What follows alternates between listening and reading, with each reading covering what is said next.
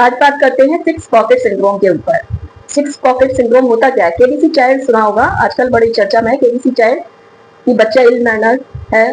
क्यों है बच्चा इल मैनर? क्यों उसकी इसका प्रिवेंशन क्या है और ये केसेस बढ़ क्यों रहे हैं? तो जो माहौल हम देते हैं बच्चे को इंडिपेंडेंट होना, डिपेंड करते जा रहे हैं बच्चे को, सारा काम बच्चे का माँ बाप खुद करते हैं तो वो बच्चा डिपेंड होना शुरू हो जाता है, इल मैनर रहता है। बच्चा किसी से कोई चीज शेयर नहीं करना चाहता है, एक अकेला बच्चे होने के नाते वो किसी से कुछ शेयर नहीं करता है, सारी चीजें वो अपनी ही समझता है। और घर में अकेला होने की वजह से बातचीत करने में भी उसे परेशानी होती है, सोशल बिहेवियर नहीं आता है। बच्चे को लिमिट सिखाइए, बच्चे में लिमिट जितनी होगी और सेट कीजिए उसके टाइम को, स्क्रीन टाइम को सेट कीजिए और उसमें एनकरेज उसको कीजिए अपने काम खुद करने के लिए। जितनी सोशल हैबिट होगी उसके अंदर, सोशल गैदरिंग में जाएगा तो वो चीजों को समझेगा।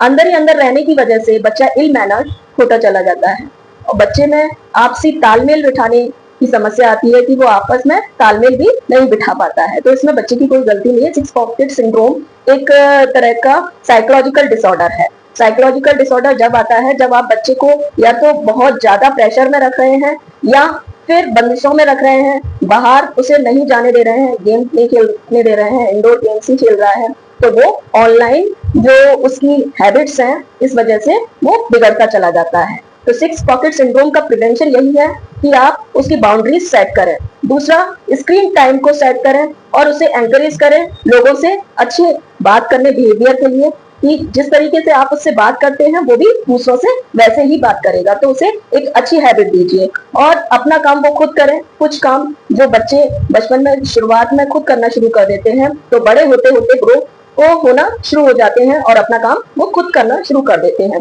इस तरीके से उसकी हैबिट डलवाएं और उसका जो माइंड का विकास है वो आप उसमें माइंड के विकास के लिए भी जरूरी है कि बाहर वो खेलने जाए, बाहर लोगों से मिले, जिससे वो समझे कि और बच्चे उसकी एज के क्या करते हैं। इससे उसकी लंबाई पर भी इफेक्ट पड़ता है, उसका जो फिजिकल ग्रोथ है वो भी बहुत ज्यादा इफेक्ट करती है, फिजिकल ग्रोथ, मेंटल ग्रोथ और स्पिरिचुअल ग्रोथ बच्चों में बहुत कम हो रही है इस समय। स्पिरिचुअल ग्रोथ कम होती है, इस वजह से बच्चे और बिगड़ते हैं। घर में कैसा माहौल है, आपका धार्मिक माहौल है, कैसा माहौल है, तो धार्मिक माहौल जिस धर्म के हैं उस अध्यात्म को आप देना शुरू करें।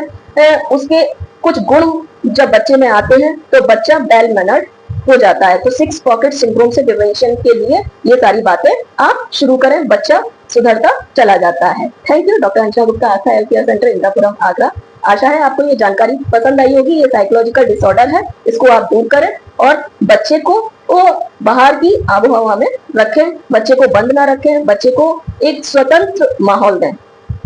आप चैनल को सब्सक्राइब कीजिए। Aastha health care centre, Indrapuram, Agra, homeopathy, Nimisha Gupta 7205 YouTube channel, इसको सब्सक्राइब कीजिए, लाइक कीजिए, बेल आइकन दबाइए। Thank you.